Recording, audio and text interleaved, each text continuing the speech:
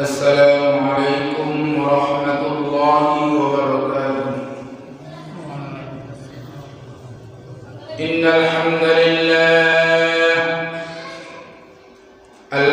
لله الذي جعل الشمس والقمر بحسبان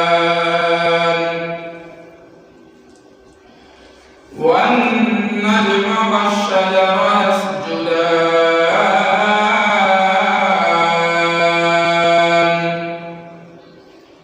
وفضل زمانا على زمان كما فضل مكانا على مكان وإنسانا على إنسان ونشهد أن لا إله إلا الله وحده لا شريك له ونشهد أن سيدنا وسندنا وحبيبنا وطبيب قلوبنا ومولانا محمدا عبده ورسوله صلى الله تعالى عليه وعلى آله وأصحابه وبارك وسلم تسليما كثيرا أما بعد فقد قال الله تعالى في شأن كلامه المجيد وفي فرقانه الحميد أعوذ بالله من الشيطان الرجيم بسم الله الرحمن الرحيم أو كالذي مر على قرية وهي خاوية على عروشها قال أنى يحيي هذه الله بعد موتها فأماته الله 100 عام ثم بعثه قال كم لبثت قال لبثت يوما أو بعض يوم صدق الله مولانا العظيم وصدق على رسوله النبي الكريم ونحن على ذلك من الشاهدين والشاكرين والحمد لله رب العالمين সবাই মুহাব্বতের সাথে বলি সুবহানাকা লা ইলমা লানা ইল্লা মা 'allamtana ইন্নাকা আনতাল আলীমুল হাকীম আল্লাহুম্মা সাল্লি আলা মুহাম্মাদিন ওয়া আলা আলি মুহাম্মাদ কামা সাল্লাইতা আলা إبراهيم وعلى آل إبراهيم إنك حميد مجيد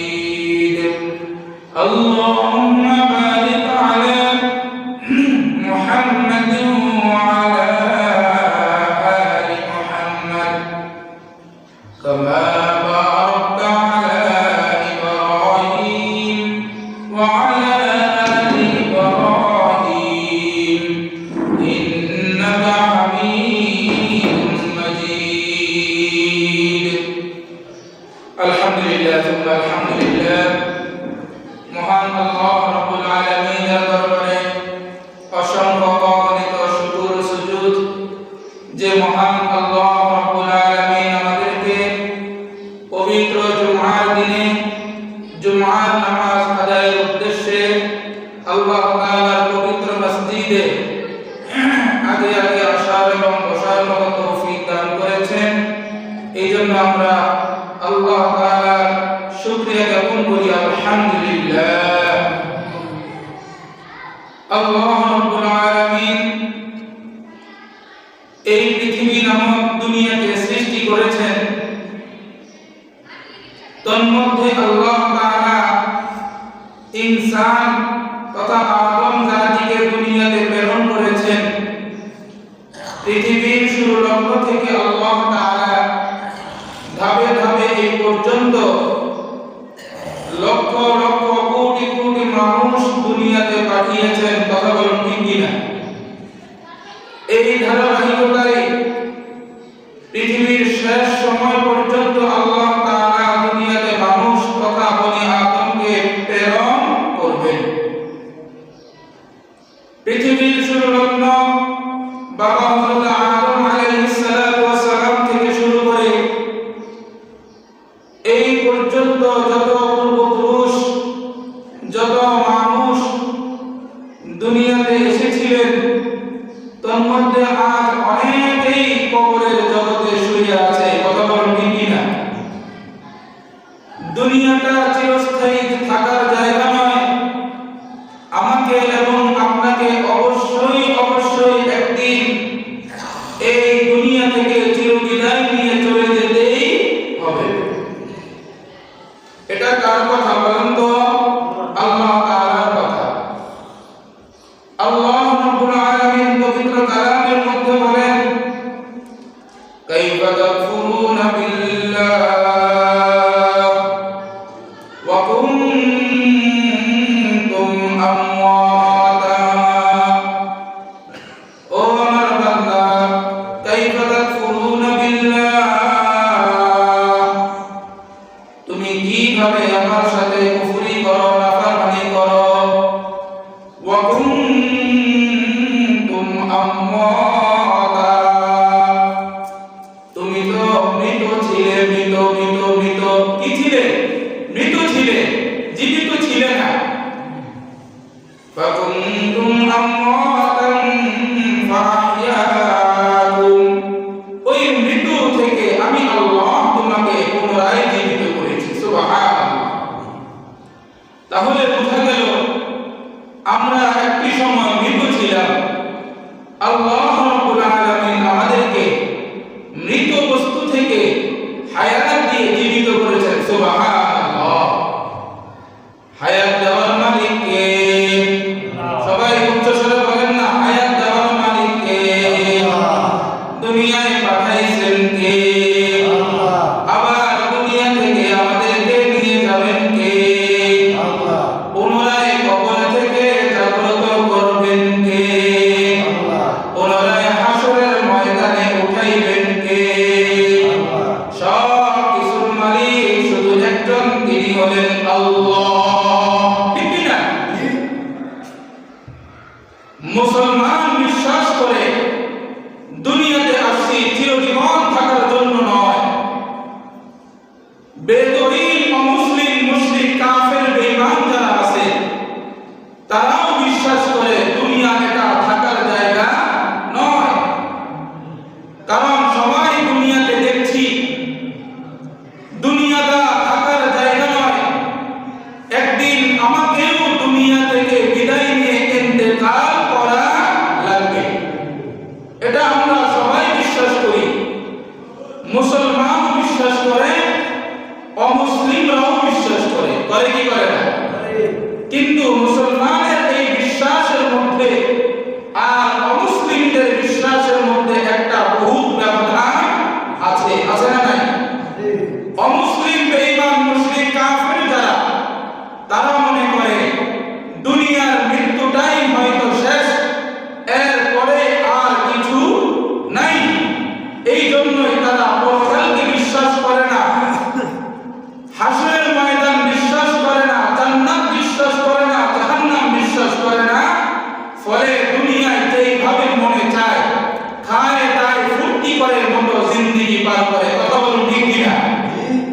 কিন্তু মুসলমানের বিশ্বাস হলো দুনিয়াটাই শেষ নয়, দুনিয়ার ইন্তেকালটাই আমার জন্য শেষ নয়। আল্লাহ তাআলা পুনরায় আমাকে দুনিয়ার ইন্তেকালের পরে আবার আমাকে আল্লাহ তাআলা হায়াত দিবেন, জীবিত করবেন। কথা বলুন ঠিক কিনা? আল্লাহ তাআলা পবিত্র কালামের মধ্যে বলেন সুম্মা ইউমীতুকুম, তুমি মৃত ছিলে, সুম্মা ইউহয়ীকুম, আমি আল্লাহ তোমাকে আবার পুনরায় জীবিত করব। সুবহানাল্লাহ। বোঝা গেল দুনিয়ার ইন্তেকালের পরে আমাকে আর আপনাকে আবার পুনরায় আল্লাহ তাআলা কি করবেন? বলেন না কি করবেন? জীবিত করবেন। যিনি জীবিত করবেন তিনি কে? আল্লাহ। সবাই বলেন আল্লাহু আকবার। জীবিত করবেন একমাত্র আল্লাহ তাআলা। কথা বলুন ঠিক কিনা? তো বোঝা গেল দুনিয়াটাই আমার আর আপনার জিন্দেগি শেষ নয়, আমার আর আপনার জন্য অনন্তকাল একটা জিন্দেগি অপেক্ষা করছে। এবার আসেন এই বিষয়টা বুঝাইবার জন্য আমাদেরকে যে পুনরায় জীবিত হতে হবে, হাসরের ময়দানে উঠতে হবে, কবরের জগতে আল্লাহ তাআলা পুনরায় আমাদেরকে জাগ্রত করবেন, এটার জ্বলন্ত একটা প্রমাণ কোনো কিচ্ছা কাহিনীর গল্প থেকে বলবো না। আল্লাহ তাআলা পবিত্র কালামের সূরাতুল বাকারা, সূরার নাম কি? সূরাতুল বাকারা মক্কায় রাসূলের উপরে অবতীর্ণ হয়েছিলেন। পবিত্র কমপ্লিট কালামের সূরা ফাতিহার পরে যে সূরাটার নাম সূরাতুল বাকারা, এই বাকারা সূরা 259 নম্বর আয়াতে আল্লাহ রাব্বুল আলামিন সুন্দর একটা ঘটনা দিয়ে আল্লাহ রাব্বুল আলামিন আনেওয়ালা কিয়ামত পর্যন্ত উম্মতের জন্য একটা বড় নজির তৈরি করেছেন। সুবহানাল্লাহ। আপনারা সবাই এই বিষয়টা জানতে আগ্রহী আছেন ইনশাআল্লাহ?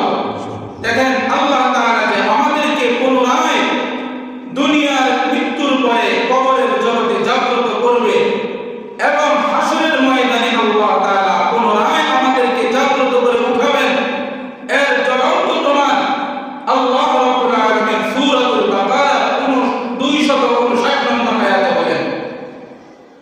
হযরত উযাইর আলাইহিস সালাতু ওয়াস সালাম আল্লাহ তাআলার প্রেরিত একজন পয়গম্বর, নাম কি? হযরত উযাইর আলাইহিস সালাতু ওয়াস সালাম একদিন কোন এক সফরে রওনা হলেন। ঘর থেকে বের হওয়ার সময় বাহন হিসাবে একটি গাধা নিলেন এবং খাদ্যদ্রব্য হিসাবে কিছু রুটি এবং কিছু পানি সঙ্গে করে নিলেন। পয়গম্বর হযরত উযাইর আলাইহিস সালাতু ওয়াস সালাম চলার পথে হঠাৎ এক কবরস্থানের সামনে দিয়ে যাচ্ছিলেন। কিসের সামনে দিয়ে? সবাই মনোযোগ দিয়ে শুনেন। কিসের সামনে দিয়ে? কবরস্থানের সামনে দিয়ে যাচ্ছিলেন। হযরত উযাইর আলাইহিস সালাতু ওয়াস সালাম লক্ষ্য করে দেখলেন এতগুলো কবরের মধ্যে কিছু কবর ভেঙে একেবারে নিশ্চিহ্ন হয়ে গেছে। এরকম আমরা অনেকে কবর দেখছি না? অনেক বড় বড় কবরস্থানে গেলে দেখবেন অনেক আগের কবর যেগুলো ভেঙে একেবারে মাটির সাথে নিমিষেই বিলীন হয়ে গেছে। আছে না নাই? বলেন আছে না নাই? হযরত উযাইর আলাইহিস সালাতু ওয়াস সালাম এইরকম কবর দেখে ওইখানে দাঁড়িয়ে দাঁড়িয়ে চিন্তা করতেছে, আল্লাহ আপনি আবার এইরকম নিশ্চিহ্ন কবর থেকে কিভাবে হাসরের ময়দানে আবার মানুষকে জাগ্রত করবেন। সুবহানাল্লাহ। কি চিন্তা করতেছে? ভালো করে খেয়াল করবেন। হযরত উযাইর আলাইহিস সালাতু ওয়াস সালামের চিন্তা এই যে হযরত উযাইর আলাইহিস সালাতু ওয়াস সালামের চিন্তা হলো এই, আল্লাহ রাব্বুল আলামিন এই নিশ্চিহ্ন ভাঙা কবরগুলো থেকে হাসরের ময়দানে কোন পদ্ধতিতে আল্লাহ তাআলা মানুষকে জীবিত করবেন, পদ্ধতিটা কি, এইটাই চিন্তা করতেছিলেন। বুঝাইছেন কথা? আল্লাহ জাগ্রত করতে পারবেন কি পারবেন না এই চিন্তা নয়। চিন্তা হলো কি আল্লাহ তাআলা কোন পদ্ধতিতে মানুষকে পুনরায় হাসরের ময়দানে এই ভাঙা নিশ্চিহ্ন কবর থেকে জাগ্রত করবে। যখন এইরকম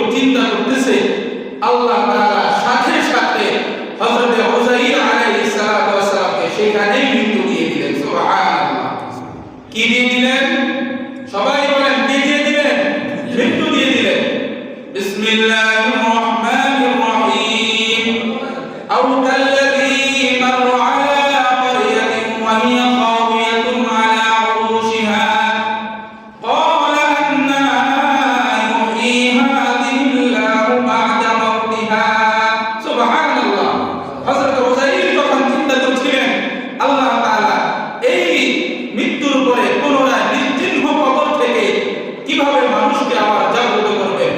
আল্লাহ তাআলা সাথে সাথে হযরত উযাইরকে জায়গায় ডেড বডি একেবারে মৃত্যু দিয়ে দিলেন। সুবহানাল্লাহ।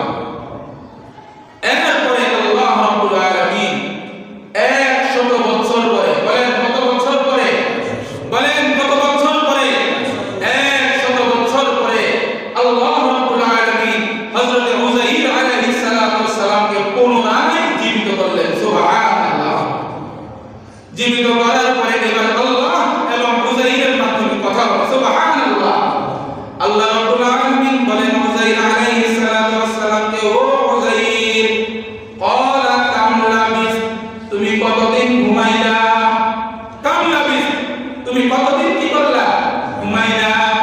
এবার দেখেন হযরত উযাইর কি বলে, ক্বালা লাবিস্তু ইয়াওমান আও বা'দা ইয়াওম। সুবহানাল্লাহ। হযরত উযাইর আলাইহিস সালাতু ওয়াস সালাম বলেন, আল্লাহ লাবিস্তু, আমি ঘুমাইছি, ইয়াওমান হয়তো একদিন, আও বা'দা ইয়াওম অথবা একদিনের চাইতেও কম। সুবহানাল্লাহ। অথচ আল্লাহ রাব্বুল আলামিন বলেন, উযাইর তুমি একদিন, দুই দিন, তিন দিন নয়, আমি আল্লাহ তোমাকে ক্বালা বাল লাবিস্তা মিআতা আম, 100 বছর যাবত তোমাকে এখানে ঘুমন্ত অবস্থায় রাখছি। সুবহানাল্লাহ। ক্বালা বাল লাবিস্তা মিআতা আম, মিআতা আম, কয় শত বছর? 100 বছর যাবত আল্লাহ রাব্বুল আলামিন হযরত উযাইরকে মৃত অবস্থায় অর্থাৎ ঘুমন্ত অবস্থায় রাখার পরে 100 বছর পরে আল্লাহ তাআলা হযরত উযাইর আলাইহিস সালাতু ওয়াস সালামকে পুনরায় জীবিত তিনি করছেন। তিনি কে? আল্লাহ। সবাই মুহাব্বতের সাথে বলেন, তিনি কে? আল্লাহ তাআলা। এইভাবে জীবিত করার পরে আল্লাহ রাব্বুল আলামিন বলেন, ফানজুর ইলা তাআমি, উযাইর তুমি যখন সফরে বের হইছিলা তখন তুমি তোমার সাথে করে কিছু রুটি আর কিছু পানি নিয়ে বের হইছিলা, মনে আছে কি তোমার? উযাইর আলাইহিস সালাতু ওয়াস সালাম বলেন, জি আমার মনে আছে। আল্লাহ রাব্বুল আলামিন বলেন, ফানজুর ইলা তাআমি, তুমি তোমার খাবারের দিকে তাকাও। সুবহানাল্লাহ। ফানজুর ইলা তাআমি, তুমি তোমার যে খাবারগুলো নিয়ে সফরের উদ্দেশ্যে বের হয়েছিলে, আজকে তুমি 100 বছর পরে তুমি তোমার সেই খাবারগুলোর দিকে তাকাও।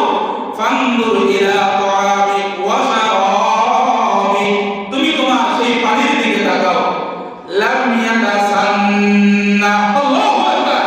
আল্লাহ রাব্বুল আলামিন বলেন, আমি আল্লাহ 100 বছর যাবত তোমার এই খাবার এবং পানিকে অক্ষত অবস্থায় রেখেছি। কাম লাবিস্তা, এক বিন্দু পরিমাণ নষ্টও করি নাই। সুবহানাল্লাহ। আল্লাহু আকবার, আল্লাহু আকবার। ফানজুর ইলা তাআমিকা ওয়া শারাবিকা লাম ইয়াতাসান্না। এইভাবে আল্লাহ রাব্বুল আলামিন এরপরে উযাইরকে বলে, উযাইর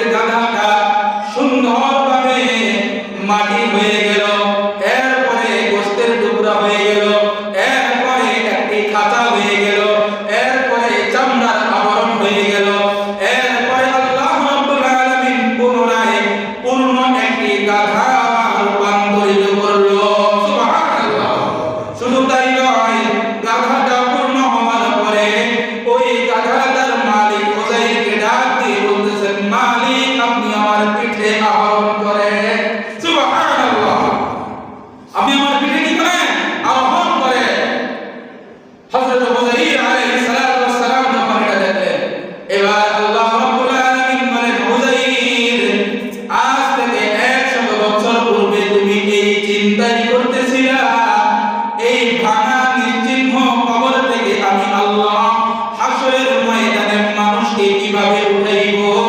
তোমার গাধাকে যেইভাবে নিশ্চিহ্ন গাধাকে আমি যেইভাবে উঠাইছি আমি আল্লাহ হাসরের ময়দানে নিশ্চিহ্ন কবর থেকেও মানুষকে উঠাবো। সুবহানাল্লাহ। তাহলে বোঝা গেল কি দুনিয়ার জগৎ থেকে যখন আমরা চিরতরে বিদায় নিয়ে অন্ধকার কবরে চলে যাব আল্লাহ তাআলা জাগ্রত আমাদেরকে করবেন কি করবেন না? বলেন না করবেন কি করবেন না? আল্লাহ রাব্বুল আলামিন বলেন কাইফা তাকফুরুনা বিল্লাহ। ও বান্দা তোমাকে আমি এত সুন্দর করে দুনিয়াতে অল্প সময় দিয়ে পাঠাইলাম আমি আল্লাহর সাথে কিভাবে তুমি নাফরমানি করো, কিভাবে নাফরমানি করো? আল্লাহ রাব্বুল আলামিন নিজে বলেছেন, বলেন না এই দুইটা হাত দেওয়ার মালিক কে?